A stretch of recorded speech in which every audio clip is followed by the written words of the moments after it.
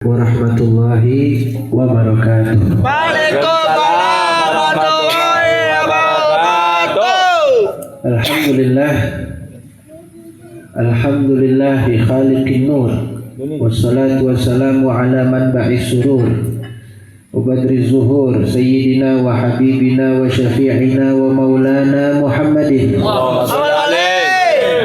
Habibillahil ghafur wa ala alihi wa sahbihi wa man tabi'ahum bi ihsan adadal layali wad duhur. Allahumma salli wa sallim ala sayyidina Muhammad salatan tashrahu biha sudur wa tayassara biha al-umur wa tadfa'u biha syurur wa tajlibu biha surur wa tahfazuna biha min jami'il ghurur wa ala alihi wa sahbihi ya nur ya ghafur. Amma ba'd. Segenap para hadirin wal hadirat mungkin yang hadir di sini, lebih khusus yang saya hormati dan saya muliakan, saya sebut Sohibul Bait Pak RT Edi. Mudah-mudahan Allah berikan sehat walafiat, panjang umur dalam taat kepada Allah dan Rasulnya. Para asatidzah yang hadir di sini, Ustaz Hashim, Ustaz Yusuf Mahbub, Ustaz Fakhruddin Yusuf, Ustaz Adib, dan juga para asatidzah habaib yang lainnya. Mohon maaf saya tidak sebutkan satu persatu, namun tidak mengurangi rasa hormat dan ta'zim saya terhadap beliau-beliau. Mudah-mudahan guru-guru kita diberikan sehat walafiat, panjang umur dalam taat kepada Allah dan Rasulnya, dan juga kita semua yang hadir di sini tidak keluar dari majelis yang mulia ini melainkan Allah ampuni dosa-dosa kita. Allah kabulkan hajat-hajat kita. Allah kumpulkan kita insyaallah bersama orang-orang saleh nanti di yaumul qiyamah. Amin ya rabbal alamin. Saudara, sebetulnya saya kesini mau hadir, mau silaturahmi, judulnya halal bihalal. Tapi ya apa boleh buat. Guru kita Ustaz Hashim nyuruh ngomong 1-2 kalimat buat 1 tahun katanya begitu. Ala kulli hal, ya. Kalau bicara apa yang mau diomongin banyak sebetulnya. Kalamullah, hadis-hadis Nabi nggak cukup diringkas dibahas 1 jam, 2 jam, 3 jam, seumur hidup juga nggak cukup. Tetapi saya pengen ngasih satu aja riwayat bahwasanya dalam satu hadis Nabi Shallallahu Alaihi Wasallam bersabda, "Uqdu aliman," atau satu riwayat yang lain, "Kun aliman," jadilah kamu orang alim. Nabi nyuruh kita untuk menjadi orang alim, orang yang ngerti ilmu, yang paham. Sebetulnya Nabi nyuruh kita ini kebaikannya balik lagi kepada diri kita, ya. Istilah kasarnya ya Nabi kagak untung apa-apa. Nabi sayang sama kita, makanya kita disuruh jadi orang alim. Emang apa manfaatnya jadi orang alim? Biar kita gak ketipu, biar kita tahu yang mana yang benar, yang mana yang salah. Orang kalau yang ngerti berlian sama yang gak ngerti beda. Kalau yang ngerti insya Allah gak bakalan ketipu. Kalau yang gak ngerti dia beli mahal-mahal gak taunya ketipu, ya. Apalagi di zaman sekarang nih. Ini zaman kata Nabi SAW, "Inna amamad dajjal sanawat khudda'at yusaddaq fihal kadhib yukadzdzab fihal shadiq wa yu'tamanul kha'in yukhawwan fihal amin wa yatakallamur ruwaibidah." Kata Nabi, nanti sebelum dajjal keluar, Nabi enggak bilang sebelum, di depan dajjal. Amamad dajjal pakai zorof makan, bukan pakai zorof zaman. Bedanya apa tuh zorof makan, zorof zaman? Misalnya kalau Pak RT Edi tanya, "Habib udah di mana?" Anda bilang udah di depan. Udah jelas di depan. Oh, udah deket. Kalau misalnya pakai zorof zaman, "Habib udah di mana?"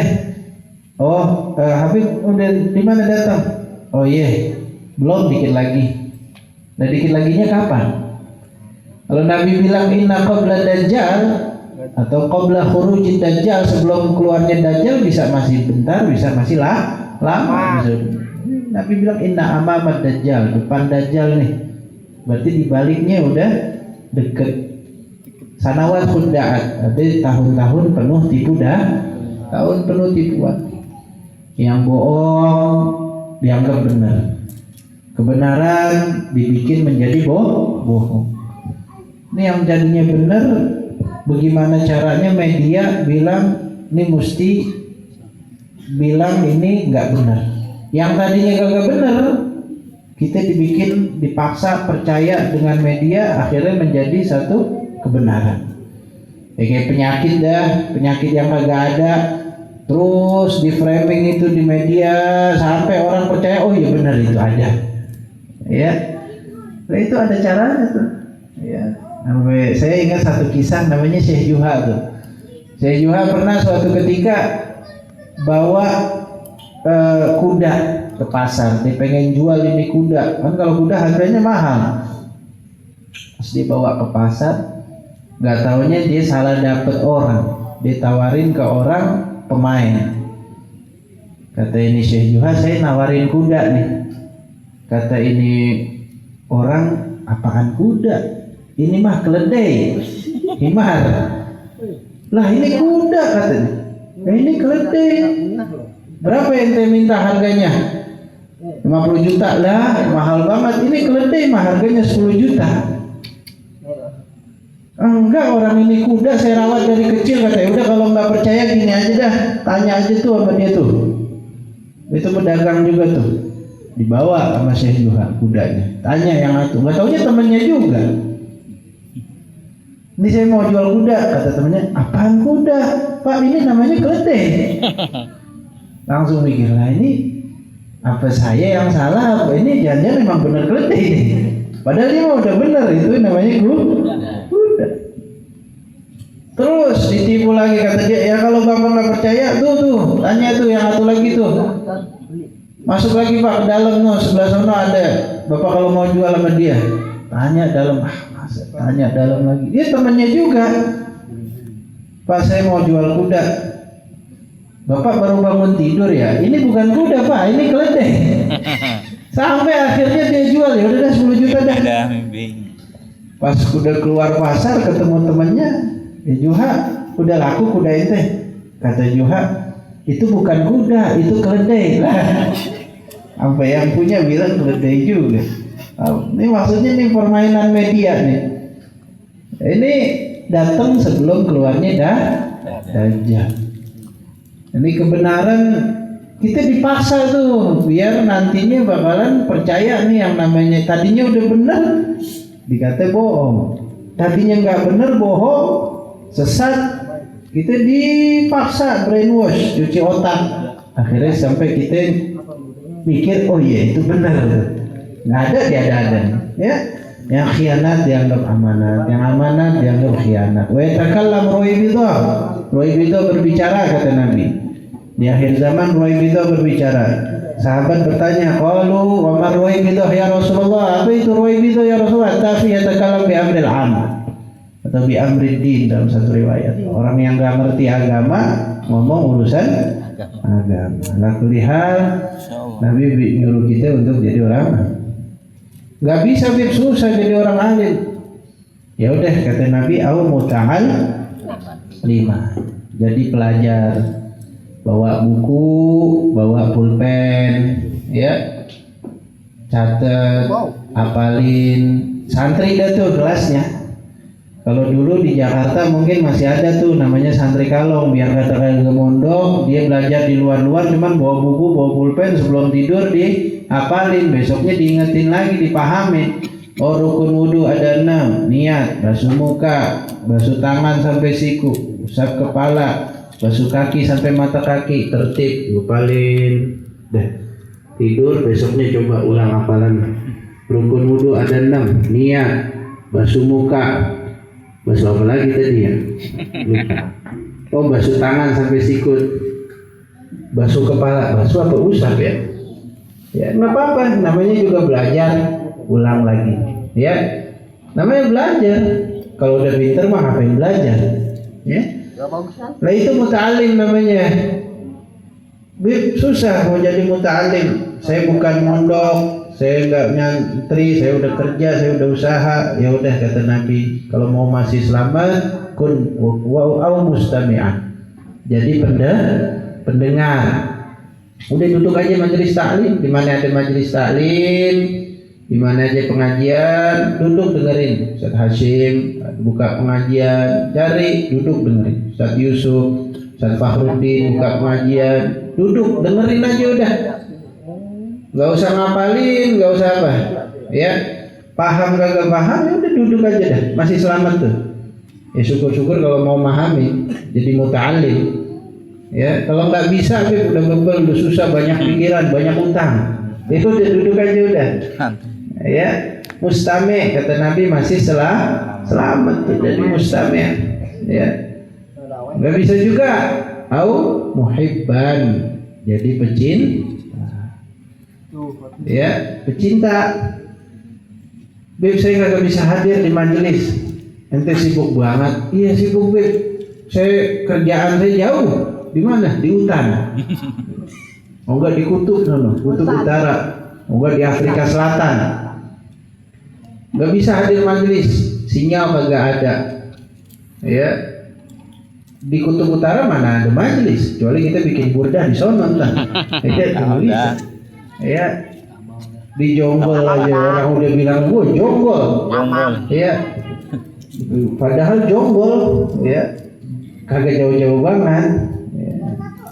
Lah itu jadi mustami, nggak bisa muhib pecinta. Ya udah, ente jadi pecinta aja, nggak bisa hadir jadi pecinta. Bagaimana caranya? Ya udah ente taruh kepedulian ke majelis atau ke ulama atau ke santri.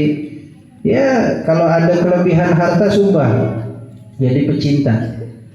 Bib saya kagak punya duit. Ente udah kerja jauh-jauh ke Afrika Selatan gak punya duit lagi, udah gak dapet sinyal lagi tempat kerjanya. Ente mau ngapain kerja di sana? Jadi relawan. Nah, relawan gak digaji. MBG. Jadi bagaimana?